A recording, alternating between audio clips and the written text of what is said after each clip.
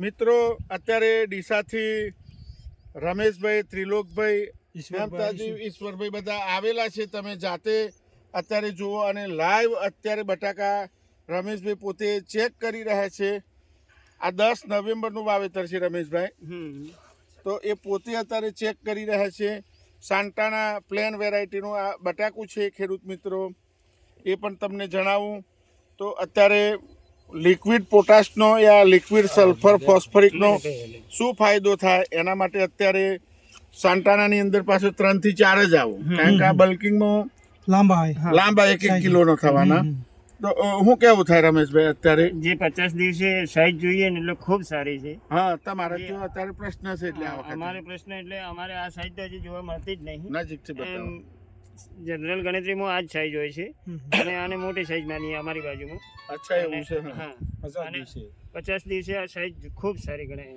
સારી ગણાય ને. અને પલુર પણ રમેશભાઈ અત્યારે તમે આ જુઓ, આ ખૂબ વેલે છોડનો વિકાસ બહુ સારો છે. હા, આ ખાલી આ દોડલીની જાડી જો આ જમીન પર ફાટવા માંડી. આ જો બટાકાની સાઈઝ ખૂબ સારી છે. તો અમારા ગંડિયા કે એમ અંગૂઠા જેવા થર છે આના. હા, અંગૂઠા જેવા જો આના હિલ નથી. હિલ નથી તો શું કેવું થાય ભાઈ હેમતાજી? હેમાજી, હા, બહુ સરસ છે સાહેબ, બહુ સરસ. હા. અને તમે ડીસાથી આટલા દૂરથી હિંમતનગર આવ્યા છો. ખાલી ગૂગલમાં સર્ચ કરો તો 160 કિલોમીટર ડીસાથી હિંમતનગર બતાવતું હશે. તો કોઈ ખેડૂતોનો શોખ થતો નથી. ઓછો ખર્ચો કરો અને વધુ ઉત્પાદન લો. ત્રિલોકભાઈ શું કેવું થાય? તમે તો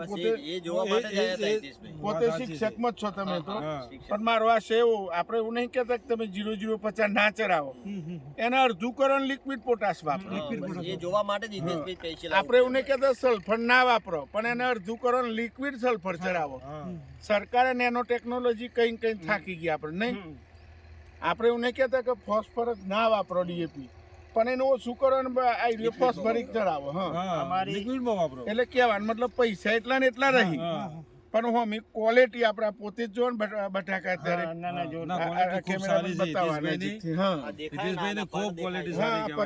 પત્તાથી જ ખ્યાલ આવે ને. તો અત્યારે કેમેરામેન જીગર તમને બતાવી રહ્યો છે. એ દૂરથી આવ્યા ખેડૂત, એટલા દૂરથી આવું તો કંઈક જાણવા માટે જ આવતા હોય ખેડૂત મિત્રો. ખોટી વાત છે? ના, સાચી વાત છે હિતેશભાઈની. અમે દૂરથી આયા તો કોક જાણવા માટે, કોક જોવા માટે, ખર્ચ બચાવવા માટે જ આવ્યા છે. તો આપણે આગળ ભવિષ્યમાં ઉત્પાદન સારો લઈ શકીએ, મેળવી શકીશું. હા, નહીં તો ઉત્પાદન દરેકની ફરિયાદ છે. હજી અમારે કોઈ દિવસ ફરિયાદ નહીં આવી, કારણ કે તમે પોતે બટાકા અત્યારે આ બાજુ પણ બતાવી દો ભાઈ. પણ આમાં આખા ફાર્મમાં રેડી છે બટાકા. હા, એક જ લેવલનો છે ને. હું ખેતીમાં મારા ગુરુ તરીકે આપણે ડીસામાં જય ગરબુ એગ્રો છે એમને જ માનું છું. અને એમની સલાહ એવું જ છે કે તમે ખર્ચો ઓછો કરો. હા, જો સારા માણસો એ જ કહે છે તમને કે ખર્ચો ઓછો કરો. હું એમને ગુરુ તરીકે ખેતીમાં માનું જ છું. હા, તો જ આપણે આગળ જઈએ. આ લાઈવ તમે અત્યારે જોઈ શકો છો.